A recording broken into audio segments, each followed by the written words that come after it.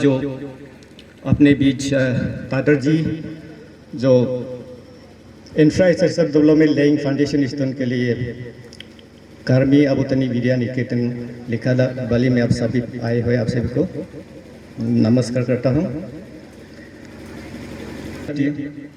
Head quarter Naharlagun में है और ये विद्या भारती अखिल भारतीय शिक्षा संस्थान की स्टेट चैप्टर अरुणाचल शिक्षा विकास समिति फिलहाल अपना ऑर्गेनाइजेशन में 30+ स्कूल से पूरे स्टेट में और 1994 को शुरू किए थे हम लोग सिल्वर जुबली सेलिब्रेशन के लिए जोरदार से हम लोग प्रिपरेशन चल रहे थे। इस बीच में पेंडेमिक आ गया हो गया है ये स्कूल। तो अबू लेट कार्मी ताइपोडिया और इनकी परिवार ने ये ज़मीन को डोनेट किए थे और अब सभी जितने भी लोकल से इस हम लोग ये ऑर्गेनाइजेशन का सोच है हम लोग क्योंकि ऑल इंडिया लेवल में 35+ स्कूल से तो ये स्कूल भी आपका लोअर सियांग से फूले फले बच्चे अच्छा से एजुकेशन सेक्टर में अब सभी योगदान देगा और मैं ऐसा सोचता हूँ। और जो फॉर्मर स्टूडेंट से यही से जो पढ़ने वाले लोग भी कोई ऑफिसर बन गए होंगे और कई समाज में अच्छे कार्य कर रहे होंगे वो लोग भी अभी आज से ही जोड़ के आप सभी ये स्कूल को आगे बढ़ाने के लिए आप सभी साथ देगा। मेरा सर से और अभी निवेदन रहेगा सर, लास्ट ईयर का जो फ्लड सिचुएशन था और जो स्टॉर्म वगैरह में हमारा काफ़ी स्कूल का नुकसान हुआ है। कहीं की स्कूल में रूफ ऑफ जो है हवा का वजह से कहीं काफ़ी डैमेज हुआ है, जैसे तलाम स्कूल है और हमारा हायर सेकेंडरी स्कूल लिकाबाली और कई 2-4 सेकेंडरी स्कूल है जहाँ पे काफ़ी नुकसान हुआ है। इसका हम चाहता है कि आपका तरफ से कुछ हेल्प हो, गवर्नमेंट का तरफ से कुछ हेल्प हो इसका जो रिनोवेशन करने का। तो हम लोग थ्रू DDSC और हमारा ओर से हम लोग एक एस्टिमेट बना के जो भी प्रिलिमिनरी जो भी रिक्वायरमेंट है वो हम आपका पास समक्ष भेजने के लिए हम लोग कोशिश करेंगे। तो हमारा रिक्वेस्ट रहेगा on behalf of lower Siang कि इस क्षेत्र को भी आप थोड़ा सा फंड करके इंफ्रास्ट्रक्चर जो है स्कूल का जो भी डिलेपिटेड कंडीशन में है उसका आगे बढ़ने का, आगे जाने का या उसका जो मरम्मत होगा उसके लिए काफ़ी हेल्प होगा। तो मैं ये सोचता हूँ कि आप इसके लिए आपका क्या उसको क्या कहते हैं, आपका जो आशीर्वाद जो है इस क्षेत्र में रहने से ठीक है, ये मेरा रिक्वेस्ट रहेगा आपसे। मैं समझ में आई कि कार्मी ताइपोडिया कैसे आदमी था। जब भी यहाँ कार्यक्रम होगा इनका बारे में जिक्र होगा तो एक समाज के लिए एक सोचने वाला और समाज में जो परिवर्तन लाने के लिए एक सोचने वाला और लिकाबाली को एक अच्छा विकास होते हुए देखने के लिए जो चाहत में रहने वाला एक इंसान था। उस इंसान का नाम को हम आगे बढ़ाना है, इनको अमर रहने देना है। ताइपोडिया जी एक प्रगतिशील और लिखावाली और लोअर सियांग को कैसे आगे बढ़ाए, प्रगति कैसे ले और शिक्षा को कैसे ले जाए, उसे मद्देनजर रखते हुए इस जमीन को दिया। आज जब तक सूरज चांद रहेगा ये कार्मी अवधि विद्यालय हमेशा रहेगा और जब तक ये विद्यालय रहेगा तब तक कार्मी ताइपोडिया के नाम हमेशा रहेगा। इसलिए मैं यहाँ जितने भी हमारी कार्मी ताइपोडिया के जितने भी परिवार आए हैं, मैं अपने ओर से अरुणाचल सरकार की ओर से मैं तहे दिल से शुक्रगुजार हूँ कि आपने एक अच्छी ऐसी नींव रहा जो आने वाले समय में यहाँ पे जो बच्चे पढ़ेंगे, यहाँ पे जो स्टूडेंट होंगे और जो पहले पढ़ के भी गया है वो हमारी राज्य के लिए, हमारे देश के लिए सेवा करेंगे बोल के मैं उम्मीद रखता हूँ। और हमारे ये जो अरुणाचल शिक्षा विकास संस्थान समिति है, एक हमारी विद्या भारती की एक यहाँ के अरुणाचल में एक पेज है। हमारी विद्या भारती पूरे इंडिया में कम से कम लाखों स्कूल चलाते हैं और ऐसे स्कूल चलाते हैं जहां बहुत कम फीस में इस बच्चे को पढ़ाते हैं, with discipline, dedication, with self respect and देशभक्त, देश के लिए काम करने के लिए जो भी हमारे विद्या भारती से निकले हैं, चाहे वो बहुत से आईपीएस ऑफिसर बन गए, आईएएस ऑफिसर बन गए हैं, जजेस बन गए हैं, तमाम बिजनेसमैन बन गए हैं, हमारी विद्या भारती से जो बच्चे निकल के आए हैं। आज हर एक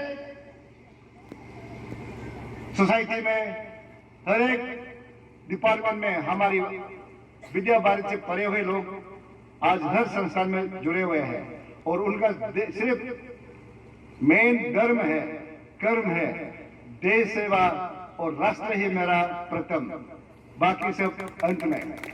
तो इस प्रकार आज यहाँ जो लिखा वाले में जो हमारे कर्मी अवतरण विद्यालय जो बनाए हैं ये भी उसी के साथ जुड़ा हुआ है।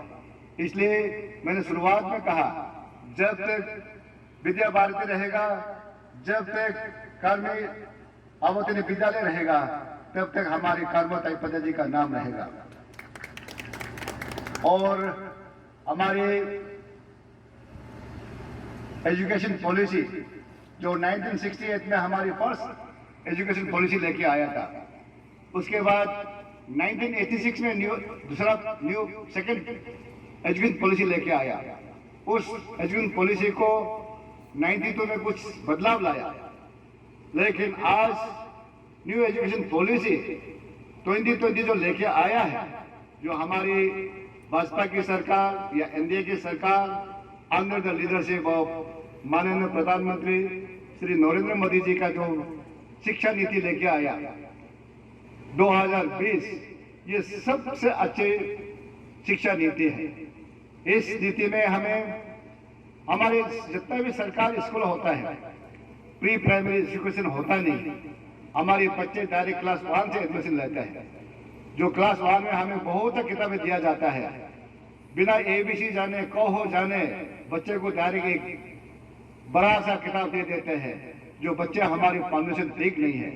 लेकिन इस न्यू एजुकेशन पॉलिसी की जो 2020 के तहत हमें ECC early childhood care education इसके रूप में दिया गया है। इसमें कहा गया है कि जो हमारे साइंटिफिक और रिसर्च करके देखा गया कि हमारे जो बच्चे की जो ब्रेन ग्रोथ होता है 3 साल से लेकर 6 साल तक बच्चे, उसमें 85 to 95% ब्रेन ग्रोथ होता है। अगर उस समय में अगर हमारे बच्चे को अगर सही सलामत एजुकेशन दिया जाए, वो बच्चे और फाउंडेशन को अगर सही सलामत किया जाए, तो बच्चे बिल्कुल सही सलामत आगे बढ़ेगा। आप सब जो जानता है, कोई भी बिल्डिंग बनाते बोलते हैं फाउंडेशन स्ट्रांग होना है, फाउंडेशन स्ट्रांग होना है। लेकिन हम लोग सोचते हैं कि फाउंडेशन स्ट्रांग होना क्या चीज है, लेकिन उसका जो बिल्डिंग का पुटिंग, बिल्डिंग का जो फाउंडेशन मजबूत होगा तो बिल्डिंग और 3-4 महल में चढ़ जाता है। उसी प्रकार हमारे बच्चे अगर अर्ली चाइल्डहुड केयर को एजुकेशन को ठीक किया जाए, 3 साल से लेकर 6 साल की उम्र में अगर बच्चे को अगर सही सलामत एजुकेशन दिया जाए, तो बच्चे की फाउंडेशन ठीक होगा। और इस ईसीसी के रूप में 3 साल से लेकर 6 साल तक को बच्चे को आपको प्री प्राइमरी एजुकेशन बढ़ाना पड़ेगा। और इसमें यही भी कहा गया कि अपनी मातृभाषा को इंपोर्टेंस देना है, क्योंकि मातृभाषा सब कुछ है। और हमने अरुणाचल में एक शुरुआत किया है, नो योर टीचर्स। हमने एक वेबसाइट डाला है www.arunachal.education का, आप देख लीजिएगा, वहां आप डालिए, आप नो योर टीचर देखिए। आप कोई भी स्कूल उसमें टाइपिंग करके उस टीचर के नाम लिखिए, और टीचर का हर स्कूल का टीचर का जितने भी टीचर्स हैं आपके फोटोग्राफ्स, टीचर के date of birth, date of joining of the school, कब स्कूल में ज्वाइनिंग किया टीचर्स, उसके बाद कौन सा सब्जेक्ट पढ़ाते टीचर्स, वो कितने साल हो गए, और आपको पूरा डिटेल्स मिलेगा। और हम आप सब जानते हैं अरुणाचल तो प्रॉक्सी टीचर की बहुत कहानी सुनते हैं।